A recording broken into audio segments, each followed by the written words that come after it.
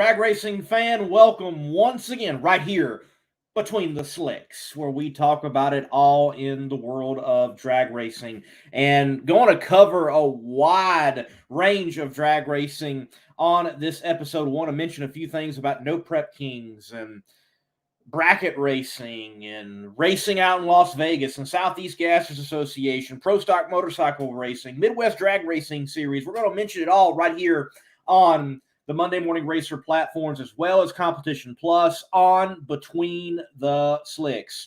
So right now, I'm looking at my phone.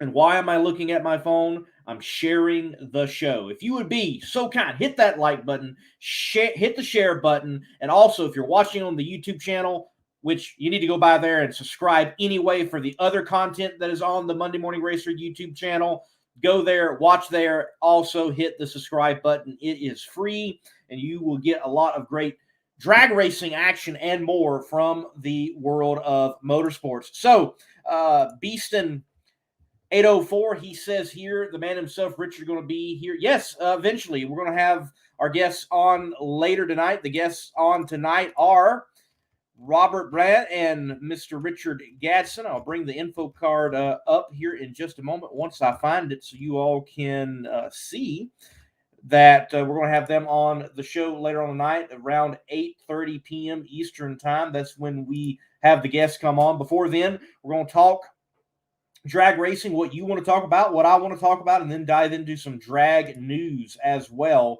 and get you all caught up to speed of what is going on in the world of drag racing. I say it regularly. I say it often. Drag racing is extremely diverse. There is motorcycle drag racing. There's even drag racing on sand and water. We don't cover that here necessarily, but it's still drag racing. Drag racing is extremely diverse, and there is a lot to talk about throughout the world of drag racing. Yes, right there. Robert and Richard, we're going to have them on later in the show. This show being brought to you by Destroyer1320.com and their TDS, Theft Deterrent Systems. Check them out at Destroyer1320.com. Let's keep rolling. Let's keep moving here. Go to the comments section. Texas, Big White Dog. Well, good to have you watching along, and the guests will be on later in the show. Let's enjoy and talk about some drag racing while we're at it, and whatever you all might want to talk about out there online and regular here, Drag Racing Central. Good to have you watching. Texas, Big White Dog, Pro Stock Motorcycle, the real drag racing, LOL. I love it all. It doesn't matter what it is. I love drag racing. I love motorsports in general. And when it comes to real drag racing, I think it all is real drag racing. From the bracket racing to the no prep racing to the highly prepped racing like out there at No Mercy right now, South Georgia Motorsports Park. I enjoy it all. I like it all. And it takes a lot to get the job done no matter what it is, from big money bracket racing to the professional categories of the NHRA. To win at any level, it is tough, and it takes a lot. And with that being said, I want to go into, I call the segment, basically opinionated segment, the burn down segment. And I really feel that in drag racing, too many times, we love to classify it because of its diversity and create divisions when there shouldn't be any divisions. There shouldn't be a divide. We all enjoy something, well, that is similar, from bracket racing to motorcycle drag racing to no prep drag racing to all the way to top fuel. There is basic fundamentals that make it drag racing, and it has a commonality. And I think when any segment of drag racing is doing well, that can help all the other segments of drag racing. And right now, I believe drag racing is doing really well overall. If you want to hone in on one particular group and nitpick, you could find some issues and find some problems. But overall, drag racing is doing exceptionally well. For example, No Prep Kings at Steele, Alabama. Steele, Alabama, somewhat out in the middle of nowhere, northeast east of Birmingham, Alabama. Beautiful facility. I've been there several times. I've raced there. I actually was runner-up there.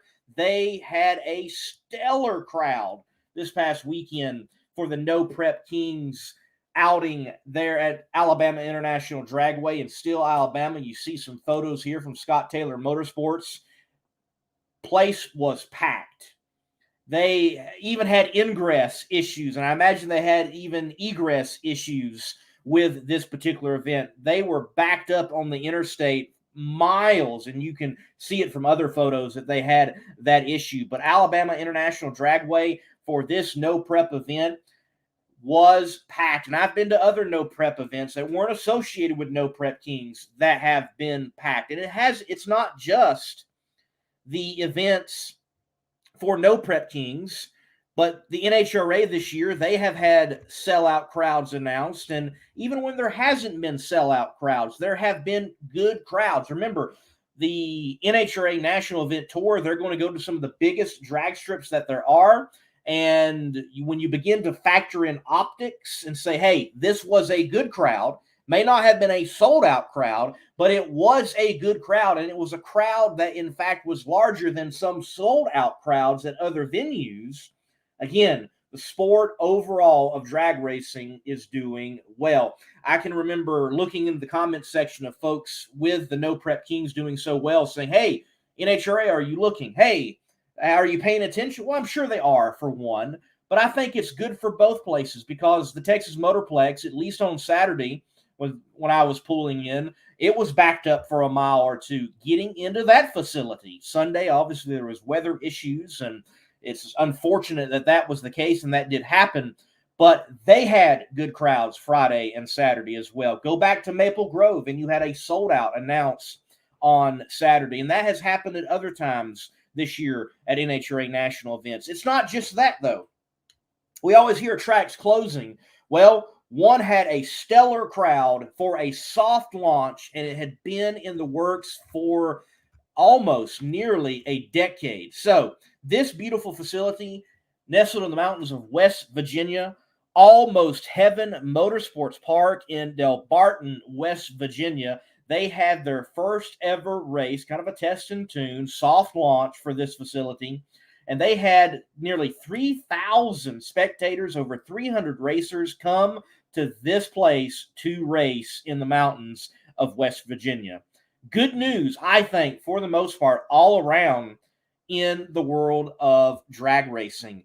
And yeah, there's no tower. And yes, there was timing. But man, people coming out, enjoying drag racing, going to a new facility. And you can read more about this on dragzine.com. Dragzine.com has done an exceptional job of following this story for a long time. And it's good to see this beautiful track come alive and have drag racing.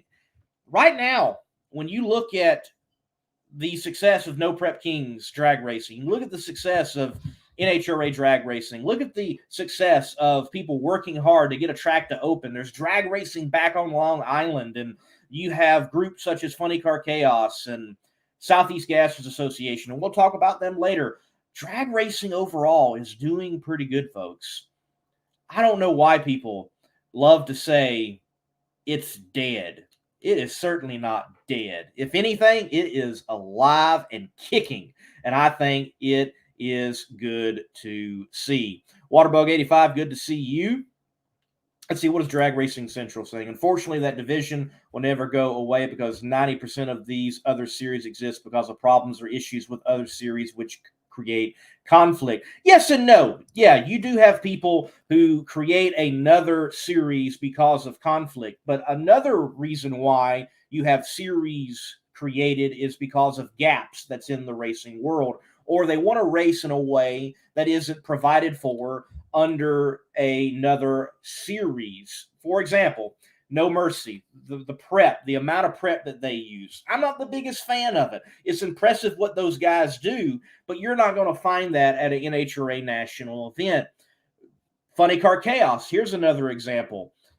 You have people who want to run a funny car, but they don't want to run it at the highest level, but they can come out and compete in a series and actually compete, not just match race, earn points, earn money, and do it in a competitive scene. And Funny Car Chaos provides that. So you don't have other series just because of division or because of contention. You have other series also because people just want to race differently. And that's the fascinating thing about drag racing. That's what also makes it hard to cover. That's what I believe you got to look at it in its totality at times to really get how well it is or is not doing. And I think it is doing well because you see fans at a Southeast Gassers race. You see fans at a Funny Car Chaos race. You see fans at NHRA. You see fans at No Mercy. You see fans at No Prep Kings. And there is some crossover. And the promoters that are going to be doing it the best, well, they're going to learn how to reach all these different people and connect them together. And we've got more people going to the racetrack over and over and over and enjoying a lot of drag racing. But if you're watching and you're like, I don't really like that form of drag racing, man, try to get into it. Learn something about it. Learn something new and see what it is you might enjoy and might like. Because from the 2 wheels to the 4 wheels, it is great. Drag racing is phenomenal. Like Pro Stock Motorcycle in the NHRA, it's sad it gets overlooked so often because it's not as loud as the other cars, and they don't seem to, they don't take up as much space. But it is so competitive. The riders, what they have to be able to do to get that wind light on, and what those machines have to do, it is phenomenal, and it's not appreciated enough. Randy Stansbury says racing is doing great, and I would agree. Overall, not even just drag racing, it is doing exceptionally well. Let's see. OMG, that photo of the new track in West Virginia is looking like a beautiful location, wonderful scenery. I am in Charlotte, North Carolina. Maybe I got to get there next year. I know me. I need to get there next year. I need to go myself. It's up there in West Virginia. Again, that is Delbarton, Delbarton, West Virginia, Almost Heaven Motorsports Park. Also, if you want to see a video, YouTube video, you can go to Mountain State UTV and Racing Stuff. Let me say it again, Mountain State UTV and Racing Stuff, and you can see footage from the day. They do a lot of, they cover a lot of racing there in West Virginia and that area. You can go there and you can see it and see what the day was like. Again, what a major accomplishment. This was in the works for like 10 years. People said it was never going to happen, wasn't going to ever be a, viable venue, and the community was holding it and blocking it, and people were trying to work with this person and that person, and it finally has had a soft launch, and it's very cool to see. Again, I think racing is doing exceptionally well, drag racing in particular, that we've got drag racing at its highest levels, such as the NHRA Camping World Tour, to, yes, we have drag racing back on Long Island in the state of New York. That is all impressive. Well, we're going to move on and give you a little bit more news and switch gears here and fill each and every one of you in on what is happening in the world of drag racing. Please keep chiming in. We'd love to take your questions and answer what we can. We'll have our guests on around 8:30 p.m. Eastern time.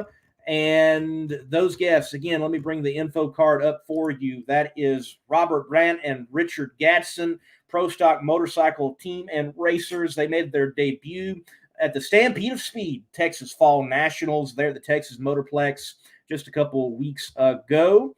And we will have them on in a few 15 minutes or so. We're looking at having them on right here on Between the Slicks. We're going to take a quick break and take time to go into drag news right here on Between the Slicks. While we take the break, you hit that like button, you hit the share button, get in the comment section as well. Power-Built Tools exemplifies innovation in the tool industry. From hand tools, power tools, and even tool storage. Check out powerbuilt.com for Power-Built Tools. And remember, use promo code MMR15 for 15% off at purchase.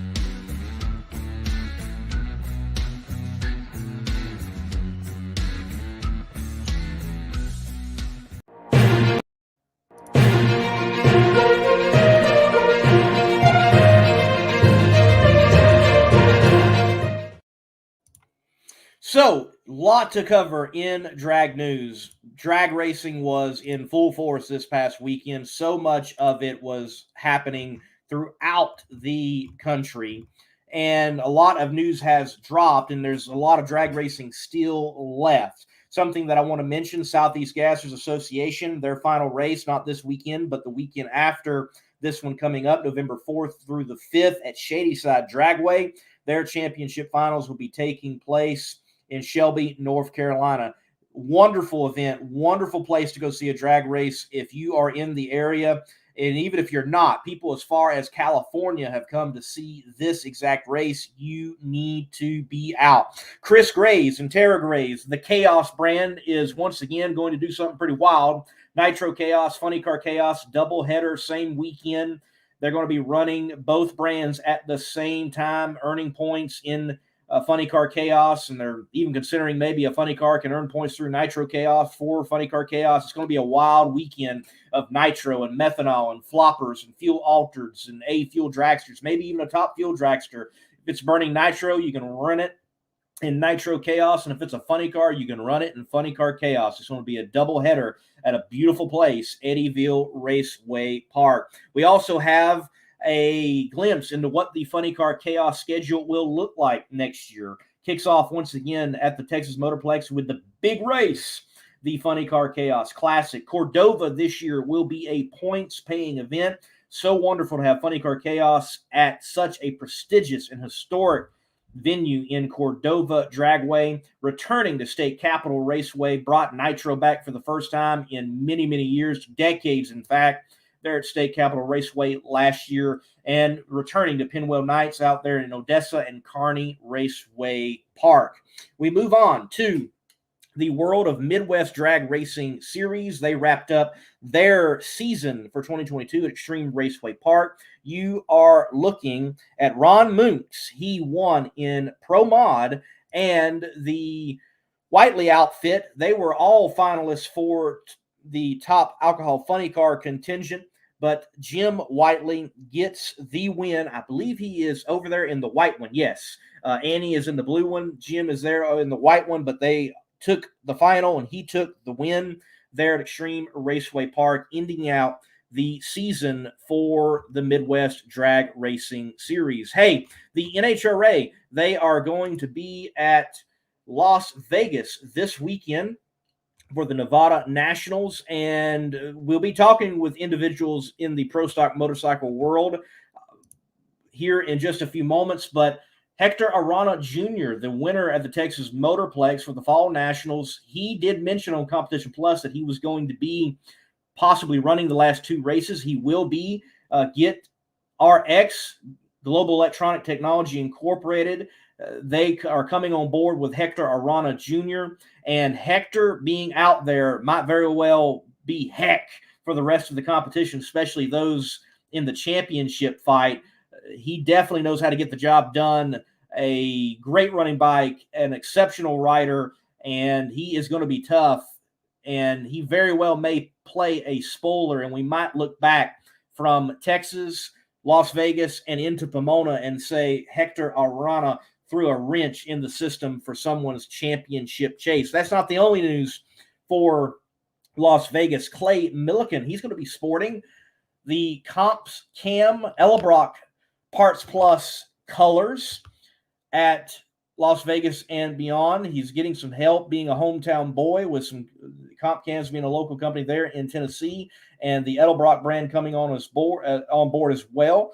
The black and red there looks pretty good, and Clay is going to be sporting that. And Clay's had a lot of partners come on with, Rick Ware Racing, and Walmart has been on board, and the Summit and Power Built Tools, definitely working it out there as a marketing platform and getting it done. And this man will make his NHRA debut in competition. Tony Stewart will be in Top Alcohol Dragster, the McPhillips ride, which is a strong, winning, championship contending car. He's going to be in that ride and competing in NHRA competition.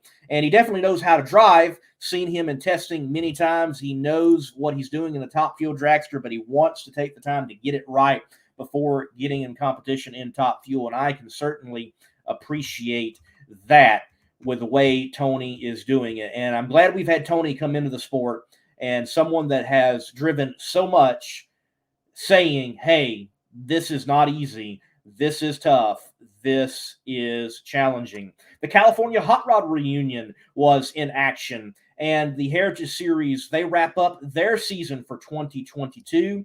There you see the Nostalgia Top Fuel final, the winners being Tyler and Bobby Hilton. We move on into the funny car final. Billy Morris near to you. Tony Gerardo there in the far lane. Billy Morris picks up the win in funny car there out in Bakersfield. And then the Fuel Altered. The Red Dragon versus Plan A. Johnny West there in the far lane. He wins in the Fuel Altered category at Famoso Dragway. And when it comes to, yes, Pro Mod on the West Coast, Justin Wake, he gets the win in his beautiful orange Corvette, competing at the Hot Rod Heritage Series for the NHRA, the California Hot Rod Reunion out there at Bakersfield, California.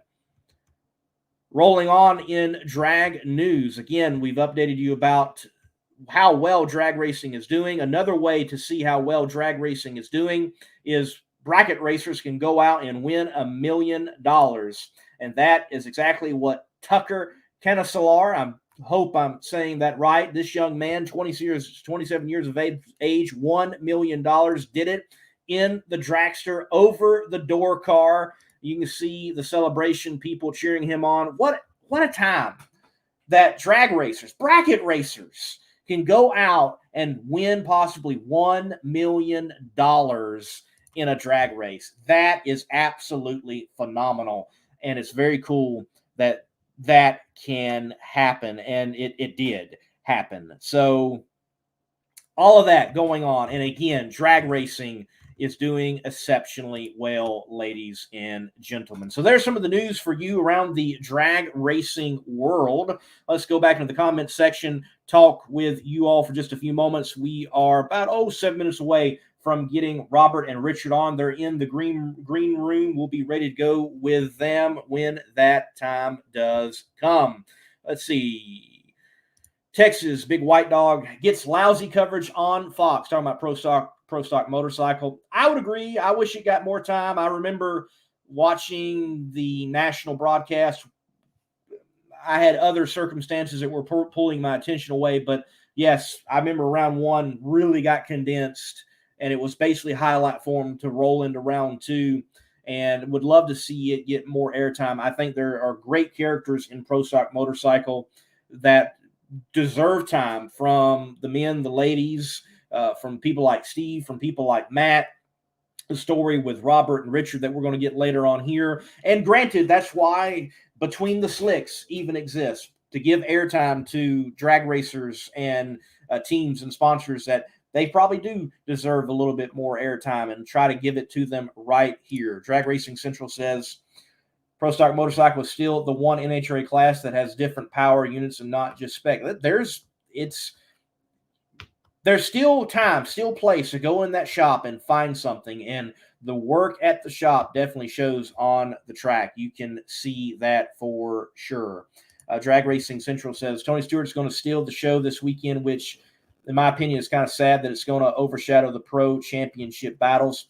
I don't think it's going to overshadow it once you get to the national broadcast. I think there's a lot of news right now, for sure, that's going to bring attention elsewhere.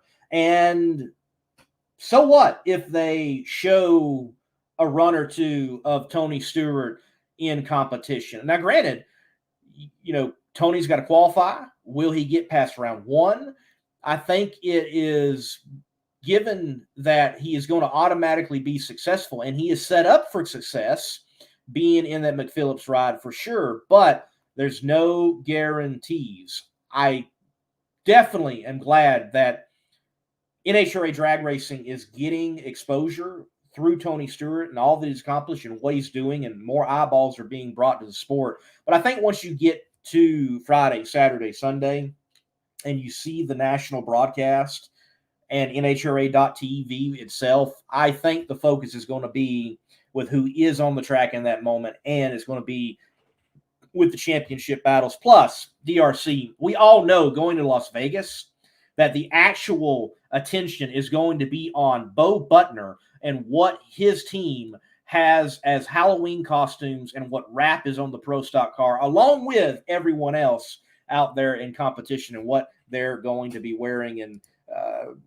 getting up as for Halloween. Such a fun event for sure. Oh, let's see. Texas, Big White Dog, the stands will empty once the fuelers are done. No one will watch smoke for the most part. Yeah, I think that actually would happen. Yes, that's just how it is. I mean, it does fascinate me that as fans, and you paid for a ticket, and I get it. Look, it is cool to go watch the nitro cars turn around. Anybody that goes to a drag race, I think you've got to take the time to see that at least once.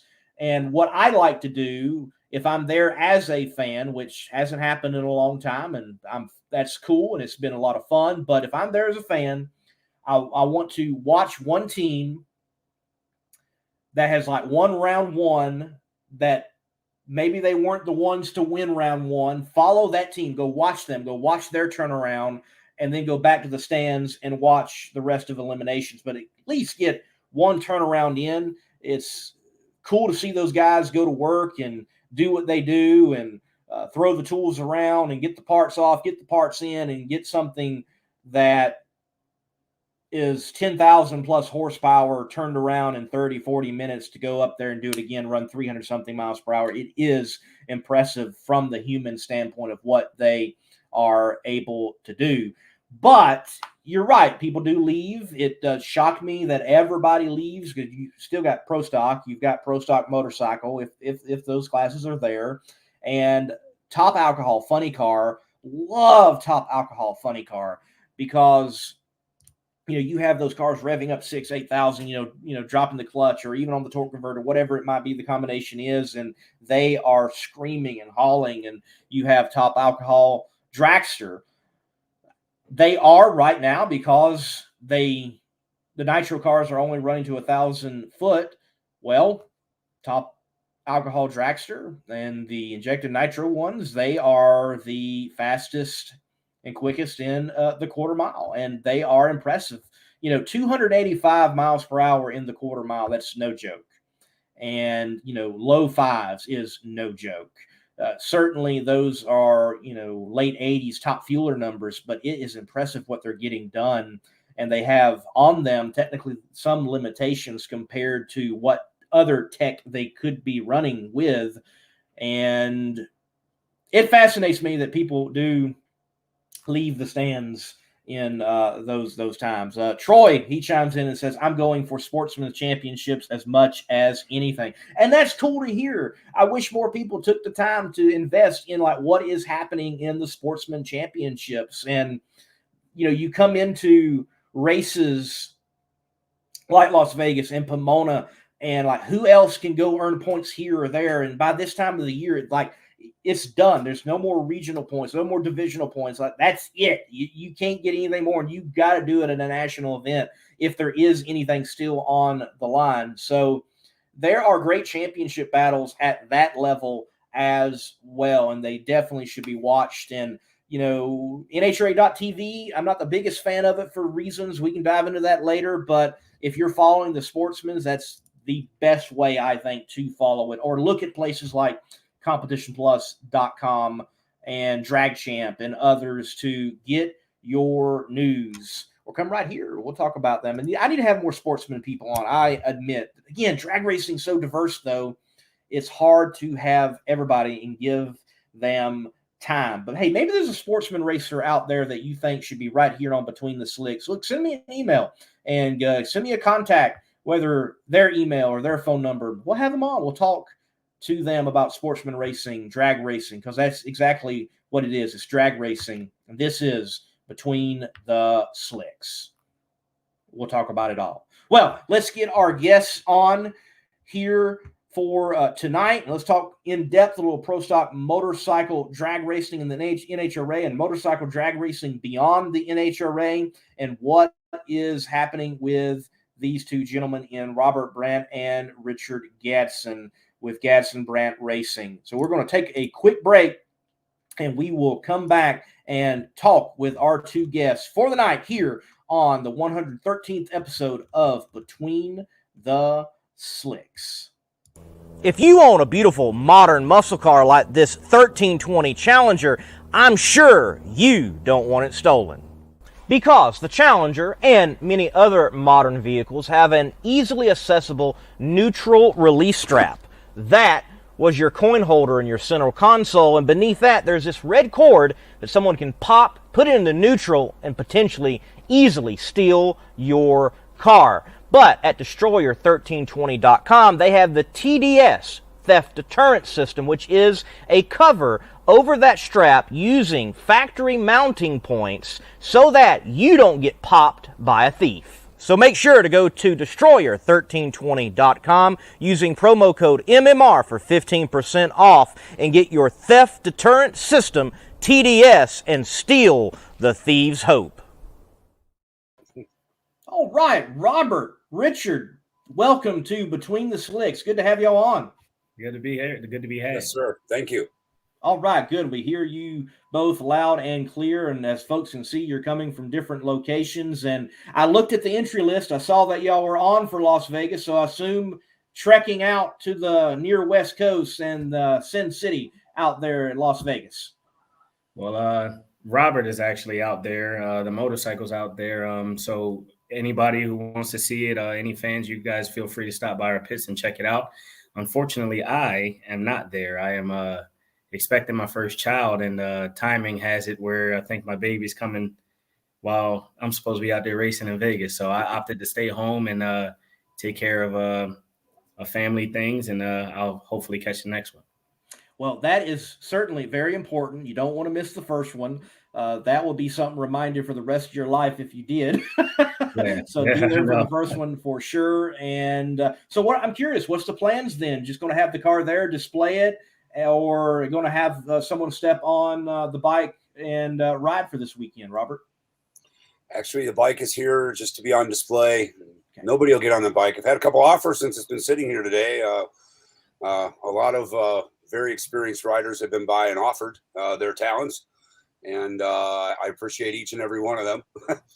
But at this point, no, Richard and I are trying to do the right thing here with this bike that James Johnson has given us to get out here and compete with all these men and women out here kicking ass in the NHRA. So the goal is to have the bike on display. We have a couple sponsors that are working with us, and I wanted to be able to fulfill obligations to them, and have the bike here in Vegas is a blessing for that.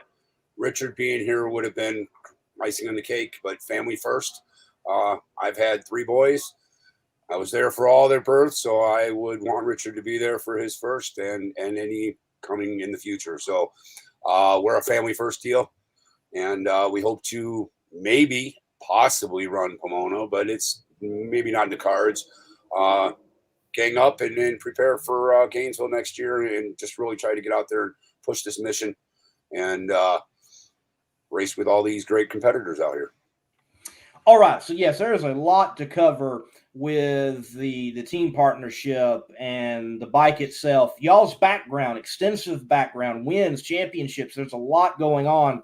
Let's first dive into Stampede of Speed, Texas Fall Nationals, and debuting the team bike there at the Texas Motorplex. So, Richard, from a riding standpoint, qualify, huge win there, first race out. What were your thoughts on making the show, participating in the show, and riding in the Texas Fall Nationals?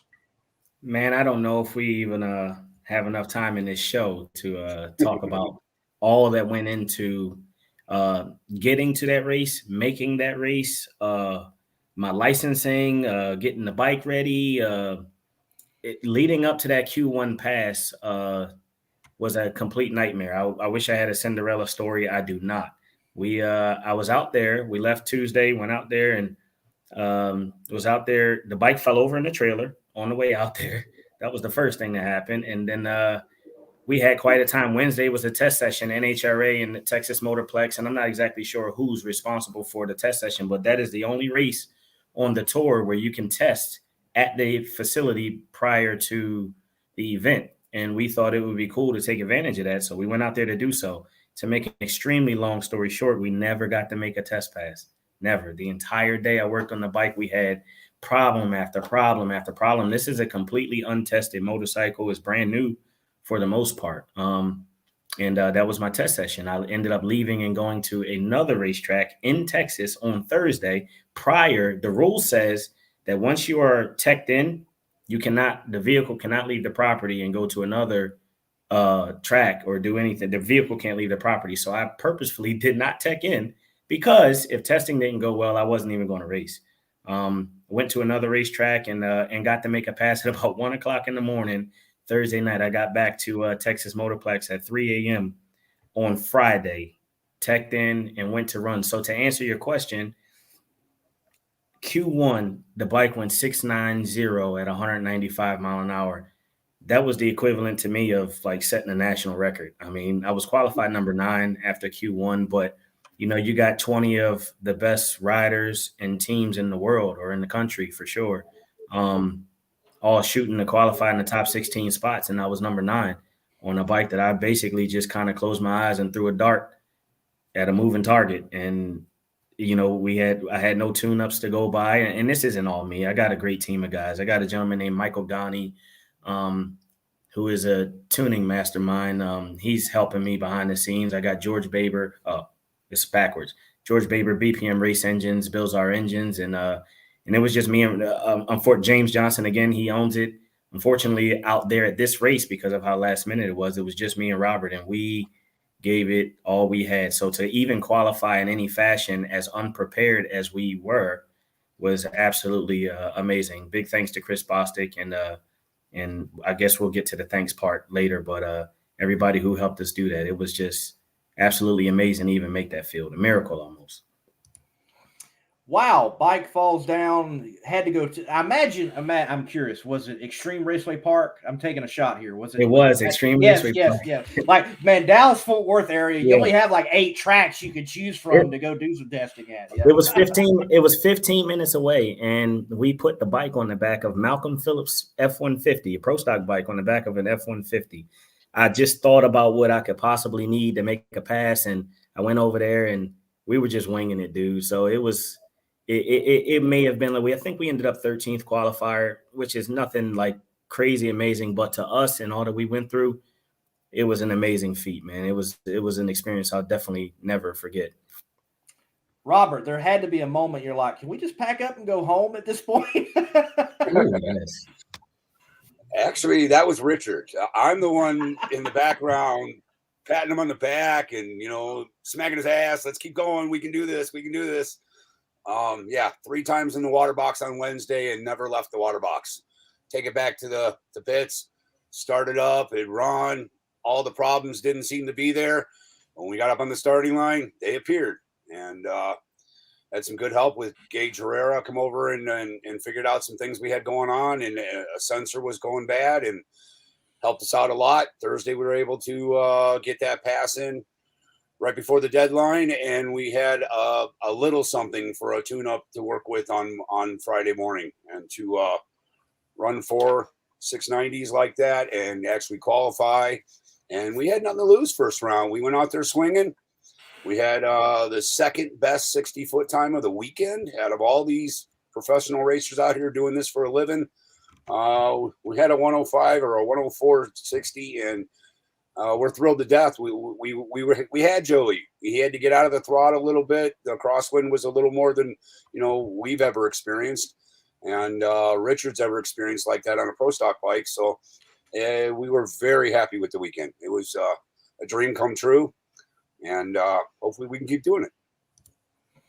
So this partnership, you've got, Gadson Brandt Racing. Why does it come together? How does it come together? Why do y'all two fit for pro stock motorcycle racing at the NHRA level? Because again, look at the backgrounds. There's championship, there's wins in a lot of different places, XDA, so on. and Man Cup. So why NHRA, Pro Stock Motorcycle Racing, and why do it together? Who wants to go first, me or you, Rob? Me.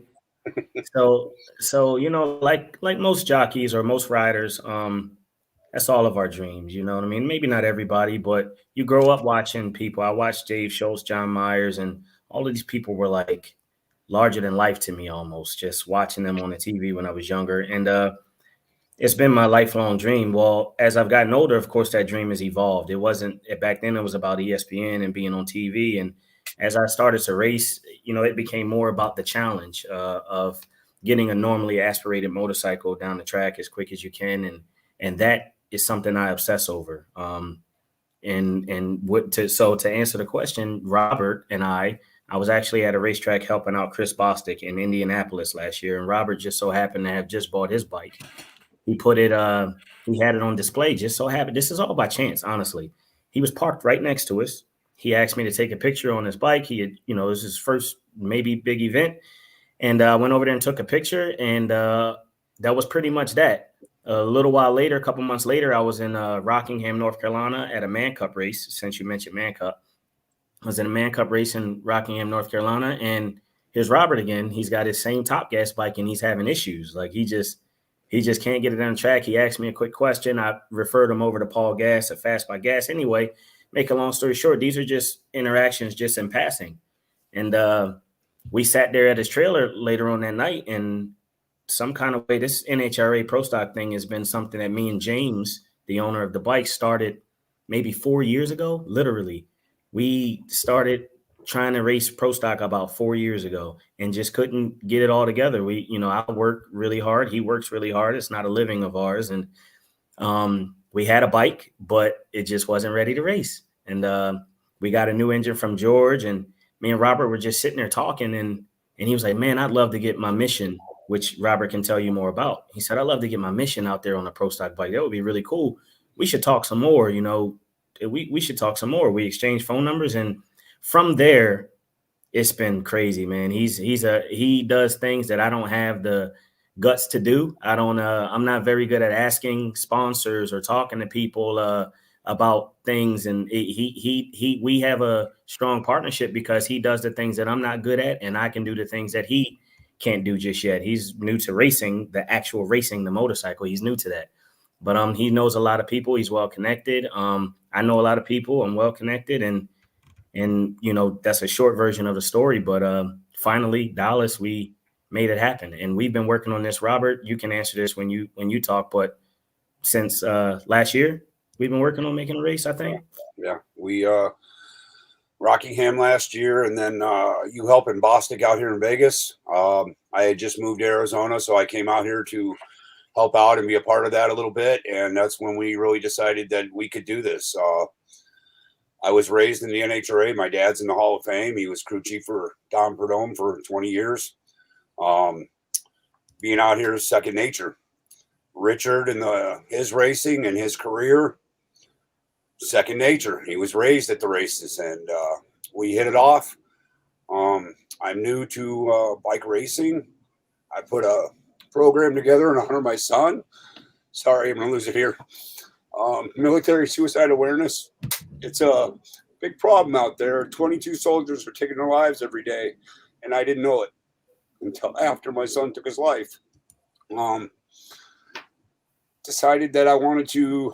He knew I was racing. He knew I went out, and I've raced Harley. I own Harley, so I raced my Harley first time and came home and told the wife I need a bike, and she laughed at me. I have 3, but I need a race bike, so I bought a little Gixxer and started racing.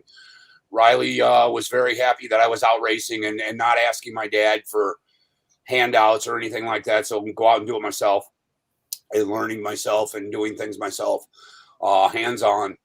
And then after his passing, and I found out about the situation with the military, and there's these great organizations out there that are helping soldiers and our heroes when they come home from the war and overseas, and even when they just get out of the military. The VA doesn't do what they're really supposed to do. And these organizations, Mission 22, Stop Soldier Suicide, there's several more. I donated to them after my son passed because I believe in what they do. and they're out there to help the soldiers when they come home. They're run by soldiers. They're the veterans helping veterans, and that's what other veterans need. They need people who have been there and done that. And if I could have offered one of these to my son, maybe the outcome would have been different. I can't guarantee that. Nobody can.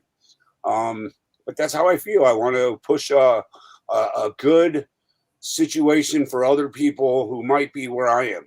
My kid joined the Army right out of high school. He joined in his senior year. 2 weeks out, he left. He spent 4 years in. He did a year in Afghanistan. He was a sergeant and leader of his group. He had just signed up for another 4 years. We thought it was the best thing for him. We had discussed him re-signing up, and we talked a lot. It was a shock that suicide came into play, and to learn that 22 a day were taking their lives, and because of COVID, now it's almost 28.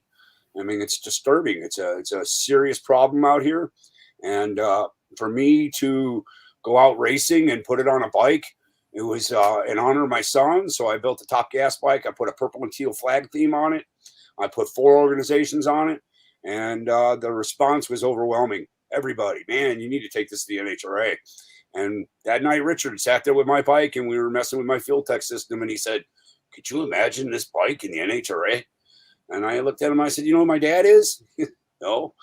And yeah, that bike is badass. So we started talking and put 2 and 2 together, and we've been working real hard all year and trying to put some stuff together. I've been working on sponsorships all year. I've had some serious bites on a couple things, but it's kind of hard to ask anything from anybody when you don't have a product.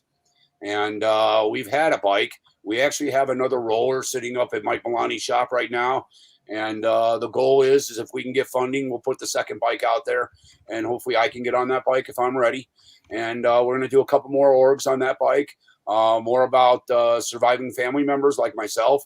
There's some organizations I want to promote, TAPS and Active Heroes.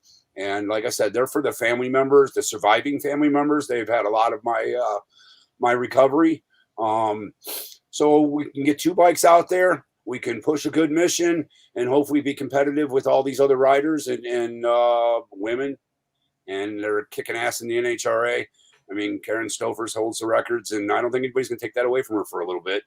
And I hope Richard can get us a record here pretty soon. I believe in Richard and all his talent. And obviously he believes in what I got going on my end. And it takes 2. We believe it takes 2. Some people come out here and do it by themselves, and more power to them. And God willing that they can do that. We can't. And like we said, Richard, he's the mastermind on the bike, tuning the bike, racing the bike. And if I can come out and push the mission and run my mouth a little bit about helping people, I'm taking it a step further. I started a foundation in honor of my son, the Silent Riley C. Brandt Foundation. I've gotten my 501c3 approval from the IRS a couple weeks back. And we have a section on the back of the bike that has a picture of my son and his foundation. And we're going to try to do about 5 to 10 races next year, where we bring 2 families out to the races who've lost a son or a soldier like mine, and honor their soldier on the bike. So physically names on the bike of soldiers that have taken their lives. And we're going to honor their families at the NHRA, all expenses paid for the weekend. And then towards the end of the year, we're going to give out some scholarships, trade scholarships, tech scholarships, racing scholarships, music scholarships, everything that kind of like I was into, my son was into, and hands-on. I don't want to give college scholarships away. I want to give hands-on training for people to learn, and then they can move forward with something they want to do in their lives. And I know there's women out there who were engaged to a soldier, and that she might have been pregnant, and he took his life, and she's stuck. The Army's only going to do so much for her and the baby. And then once the baby's 18, it's a done deal. So I would like to be able to help. Maybe she had aspirations to go into nursing school. Let's send her to nursing school. Maybe that kid went to races with his dad and they enjoyed NASCAR or something, and he wants to go to, NASCAR school or something. I want to provide and help and, see remaining surviving members flourish, even though their hero is not with us no longer. Well, it is so cool to see that motorcycle and to hear what its purpose is out there for us, more than just drag racing. And I'm sure, possibly even already, you've got stories, but I know in the future stories will be come to light that people see the bike, interact with you guys and what you're doing, and it helps them after the fact, or it stops suicide from ever becoming a fact for veterans. And I certainly believe our veterans should get the best treatment out of any of society for what they give. My brother is a veteran, and I have had many that were youth kids of mine when I was a youth pastor. They went on the Marines, Army, National Guard, and they come back and they're different, and they need help, and they're not the same, and they don't know who to go talk to, and they don't know. And like you said, the VA just doesn't quite do everything, and they need a place. And people like Military 22 and Stop Military Suicide, and other groups, they are out there and they're helping. And how can people like the general public, through y'all's racing program, to those groups, or to those groups directly, help the most? I'm sure there's donations, but is there anything beyond donations that they could be providing and doing for these groups? Do you happen to know of anything, Robert? I know that Mission 22 and Stop Soldiers, they're very active on Facebook, and they have all these how do I say this, activities. So like, I think for the month of November, or I think it's October, honestly, Mission 22 has 22 push-ups a day. So they're just putting out a little promo thing for everybody to do 22 push-ups a day and remember their fallen soldier, or to help soldiers. But they are actually there for them now, helping them now when they need it. So a phone call away, and they can set up some counseling. They can set up help. They can set up members to come visit. Stop Soldier Suicide is the same way. They're all about now, helping our soldiers now, not waiting like the VA and setting appointments. I mean, if you got a problem and you want to reach out, stopsoldiersuicide.org, mission22.com. It's money's one thing. That's like where I'm at. I'm promoting organizations. It's an awareness program. I would love to be able to say the Sergeant Riley C. Brandt Foundation is doing all this stuff and helping veterans, but I can't compare to what they're already doing. And they're already helping, and they're established and doing things that are helping. And that's where I want to just promote. I don't think I could ever get there. And that's why I want to take my foundation a little bit different and more of a hands-on approach with some scholarships and honoring fallen soldiers, because we don't get too many. Like, there's another organization out there called the Valhalla Project, and they honor fallen soldiers. They send out plaques.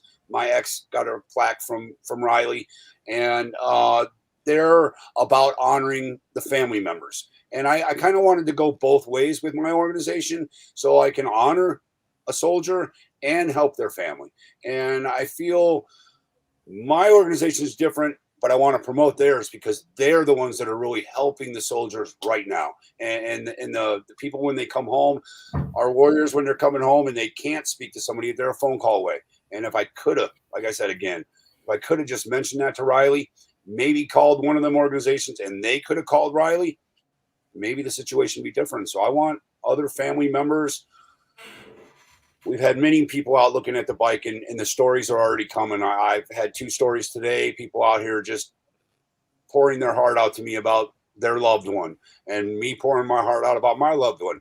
It's a connection, and the connections are real. And that's where I want to be. I want to be out here where it's real and I can help somebody somewhere. But Mission 22 and Stop Soldier Suicide, all their money is allocated. They are Silver Star Award winners, where all their money is dedicated, and it's in a proven fashion to help the soldiers. And that's what I want. I just want to promote.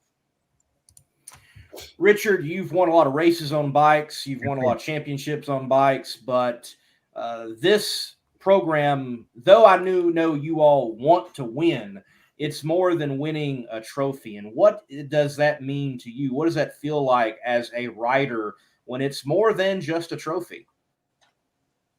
Well, that was one of the things that really got me excited about partnering with Robert was, and like a lot of people, I wasn't aware. I wake up every day and go to work totally unaware of this crisis. I had no idea. So once he made me aware of it, I just said, you know what, that would be a perfect thing. I'm all about, whether the cameras are on or off, I'm all about doing good things, helping people, and everything like that. So I thought that it was just a really, really, really nice addition on this stage. We can take something we love to do and are passionate about, which is racing, and put this out in front of everybody. Put it on TV. Put it on in National Dragster. Put it on your podcast. So that makes it just that much more special. And just to correct you, winning still is way at the top of the list. Still, I said that part's got to be in there too. And it's hard. It's obviously at this stage. It's a culture shock for me. Like you said, I raced Man Cup, XDA. Those are the largest motorcycle drag racing, NHDRO, and I'm very much still involved in the grudge scene as well. Those are the largest motorcycle drag racing sanctioning bodies in the world, but NHRA is the largest drag racing sanction in the world. So this is a new thing for me. I've kind of, I don't know how to say it, made a mark on that side of things, and have gotten some wins and some championships under my belt. So to come over and be a rookie again is actually something that really actually excites me. A lot of people probably wouldn't look at it that way. They'd look at it like, well, you used to being one of the top guys. Why would you want to go be in the middle of the pack right now? And like I said, I operate mostly off of challenges, and that's what I'm looking forward to. All right, gentlemen, where can people follow in particular Richard Gadson and Robert Brandt and the team? Where can they go to stay on track and stay clued into everything that's going on with the racing operation? We have Gadson my Facebook is his Facebook. Go ahead.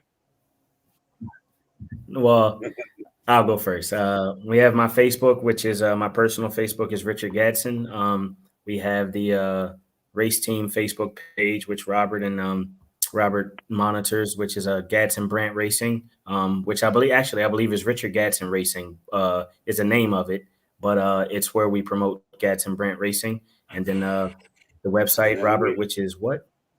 GadsonBrandtRacing.com. So the website will have all our up and coming news. Obviously, we do Facebook.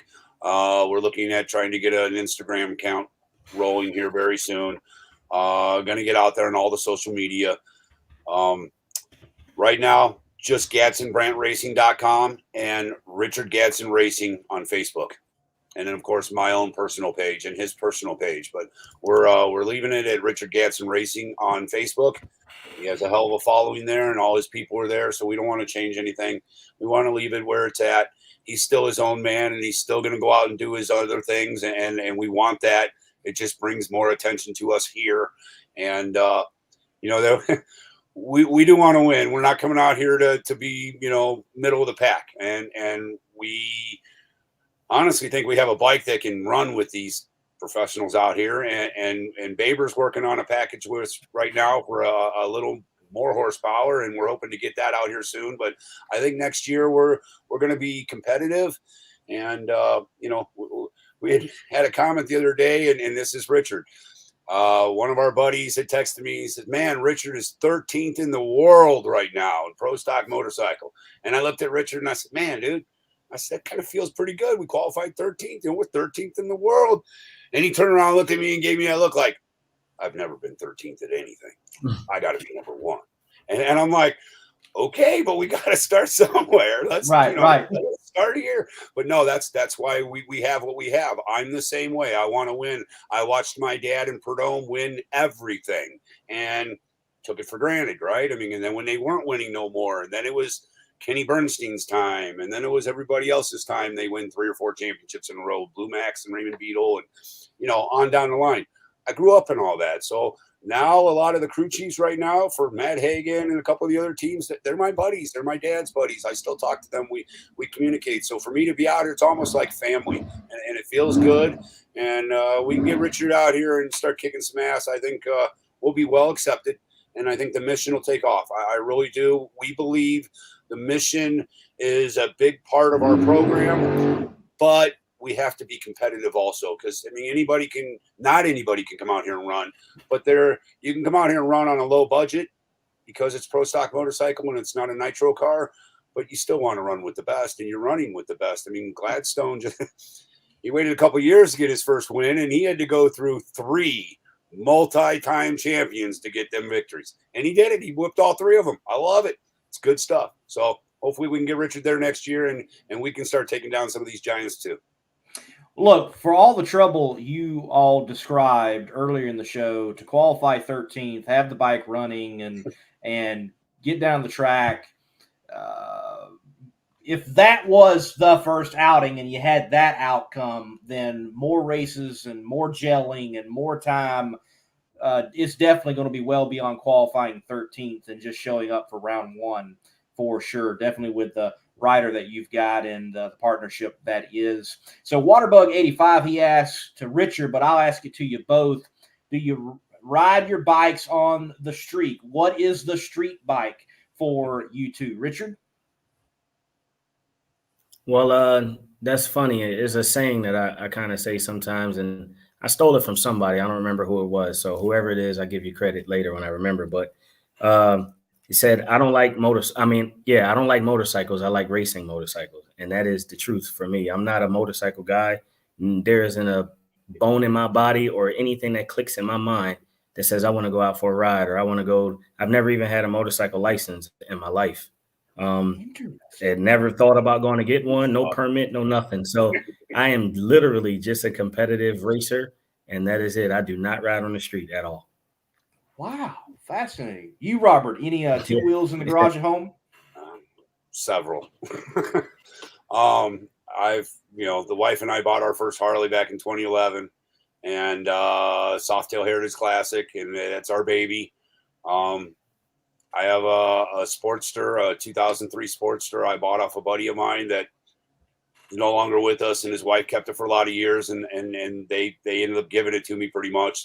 And then once I decided to race my Harley and it wasn't going to work out and I didn't want to ruin my Harley, I ended up buying a 2001 Gixxer, and it's pretty much a street tire bike, but it has nitrous. It started out as an 11-second bike, and my guy Perry Paw, who's also part of our team that helped us with our nightmare a couple weeks ago in Dallas, he's now got the bike running 860s on nitrous, my little street bike. So I do have a Top Gas bike also with this mission on it. That's how it started.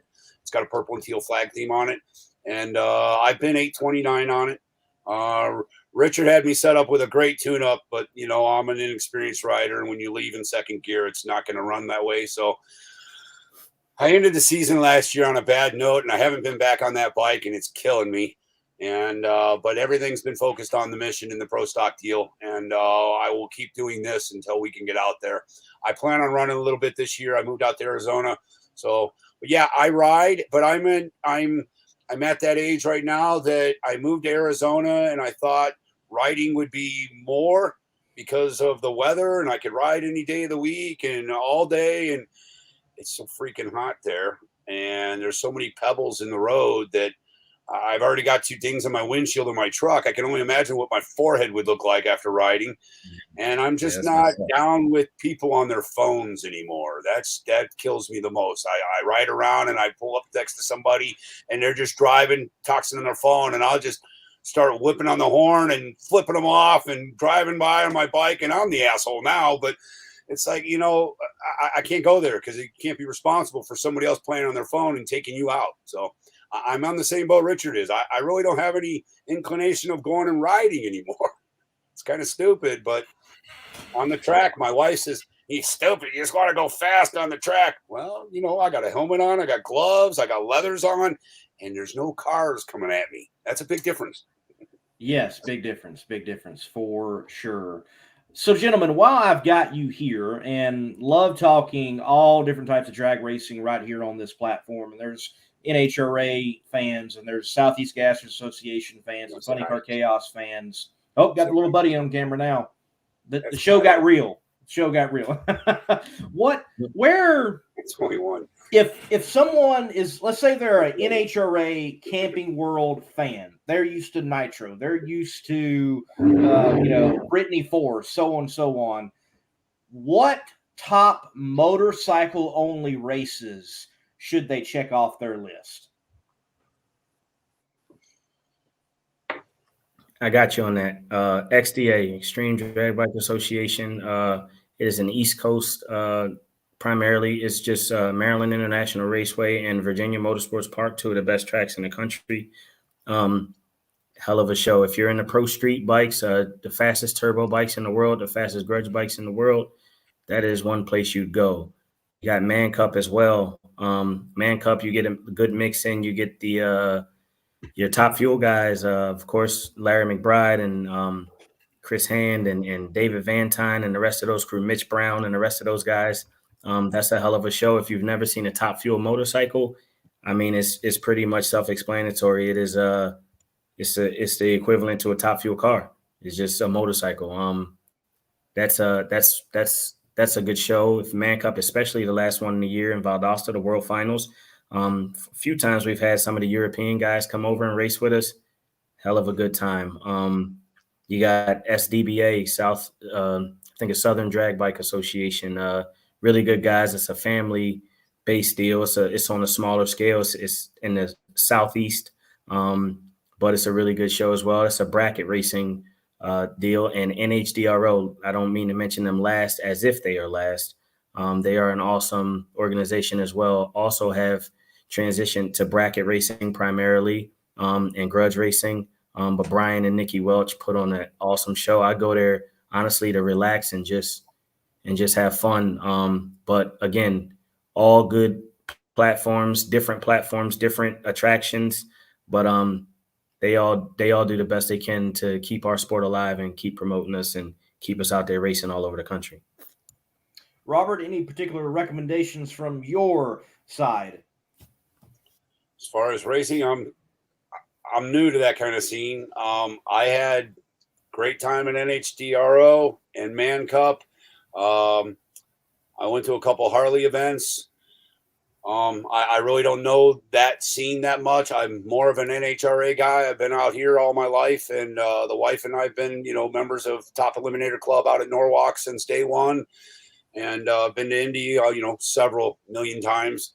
So the drag bike grudge scene and all that was very new to me last year. And what a sight that was. You see 50, 60, 100 people up on the starting line, all betting on bikes. And it's crazy. It's a whole nother realm of racing that I've never experienced.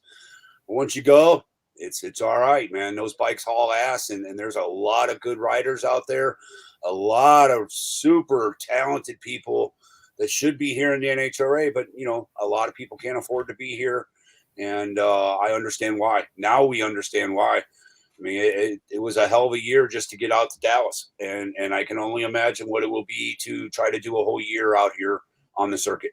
But I don't have any recommendations besides what Richard said. I have not been to an XDA event, and I've heard a lot about it, and I kicked myself in the ass for not going when I was back east. So maybe I can hit one of those events next year. Richard's been telling me a lot about them, and Man Cup is definitely where I grew up a little bit for a couple races and learned a lot and seeing some stuff, like he said, from fuel bikes all the way down to bracket bikes and people racing their street bikes. Those races are fun. They're cheap. They're easy to enter, and you can just show up with some leathers and a helmet and gloves, and you can race. I mean, what better is that? Obviously you can't just show up at an NHRA event, but in any of those events, you pay your $50, $100 entry fee, and you can ride all weekend. It's great. It's actually a great time. I'm glad I got my feet wet a little bit like that, and I can't wait to do some more. If we can get this mission going and this deal working here in the NHRA, hopefully it'll allow me a little bit of time in the off season to go racing a little bit. All right. Well, Richard, I got one more last question for you. If you can hear me over there with well, he having some technical difficulties. Top Fuel Harley, want to do it, or do you not want to do it? Where you stand on it? There we go. I'm back. Okay, cool. Did you get that last question? Guys. No, I did not. But could I add one more plug into the previous question? If go ahead. Go ahead. And this is something that's important to me to plug. You know, when you ask about good racing and a good show, I believe it's not the most politically correct answer, but I believe that the healthiest form of drag racing, period, right now on car and motorcycle side. If you don't believe me, check the turnouts, the fans, the whatever. I believe the grudge events, cars and bikes. I think that it would be really cool if fans want to see. It's no different than why people sit and watch reality TV and watch the craziness on there. And they like drama, they like arguing, they like the high stakes and the pressure of it. Car and motorcycle grudge events.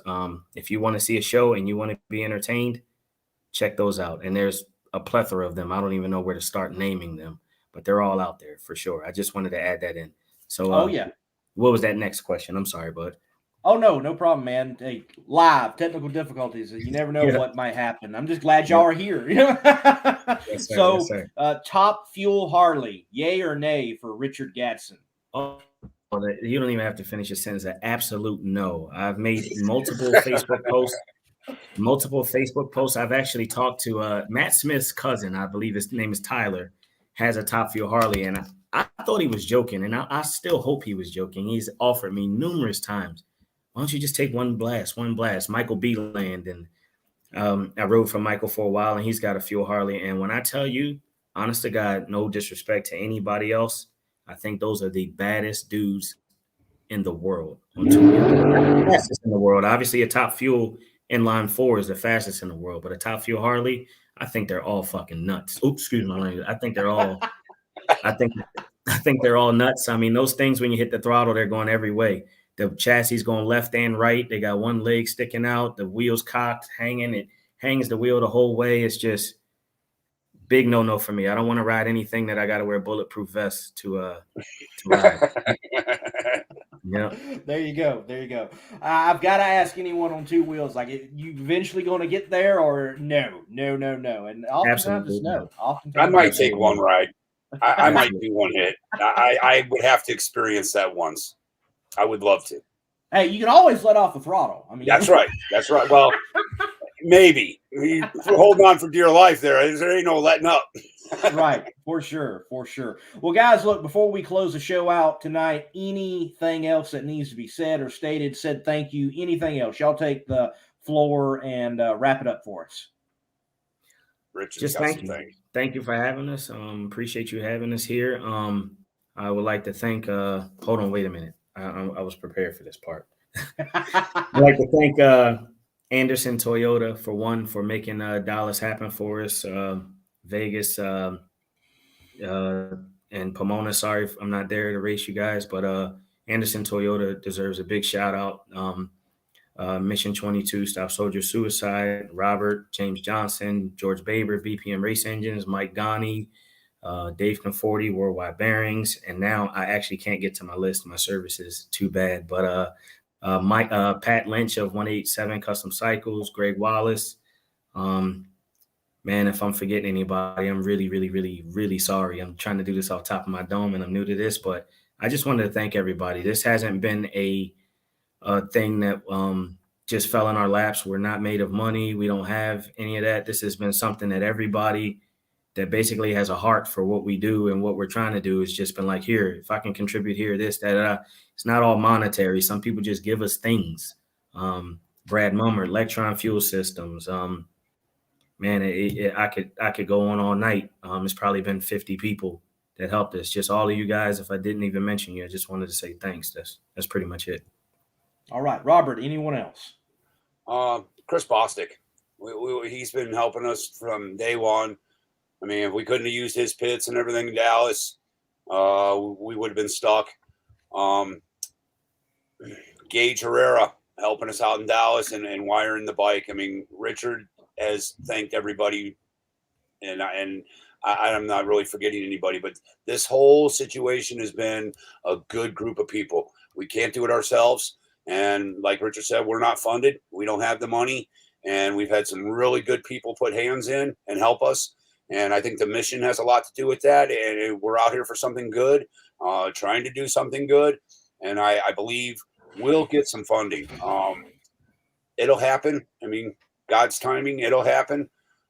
But thanks to everybody, just everybody who and anybody we've talked to and hit up and been a part of this process over this last year. I know I've had numerous conversations with lots of people, and some good, some bad. Some people like, why would you go there? It's way out of your league, and it's just too much. But the belief, got to have a foundation somewhere to start on. And Richard and I are building the foundation right now. We got some great people behind us. I mean, Sarah Slaughter, she's a big part of our program, helping us get out there with the media and setting this podcast up. We thank you for having us on, and the NHRA for actually, open arms and welcoming us here, and all the other racers. The Pro Stock pits, motorcycle pits, I learned last year when I came out to Vegas that everybody gets along pretty good. I know when you get up in the staging lanes, it's a different story. But when we're all hanging out here in the pits and you're living in the pits, everybody gets along real well. Everybody looks out for each other. And we like to have a good time. The Pro Stock guys like to have a good time. And we all dress up in Halloween, and you'll see some good stuff this weekend. But they stick together, and they see that we're out here trying to do the right thing and be competitive. And we got a lot of people helping us. And a lot of it starts right here in the pits with a lot of other competitors. Just thank you to everybody. That's where I want to go. All right. Well, gentlemen, look, thank you for the time, and keep up the good work. Our veterans deserve the best, and they definitely deserve a long, fruitful life. So you guys keep up the good work. Go win some drag races, and enjoy Vegas, and enjoy that firstborn, man. Yes, sir. I appreciate it. Thank you. Thanks for having us. All right. Y'all take care. Take care. Have a good evening. Y'all too. Well, after the break, folks, we'll close the show out. The drag racing life and the RV life seem to go hand in hand like nitromethane and superchargers. And when you are traveling through the Lone Star State and you're needing work done on your RV, well, DFW RV Center is your star to contact.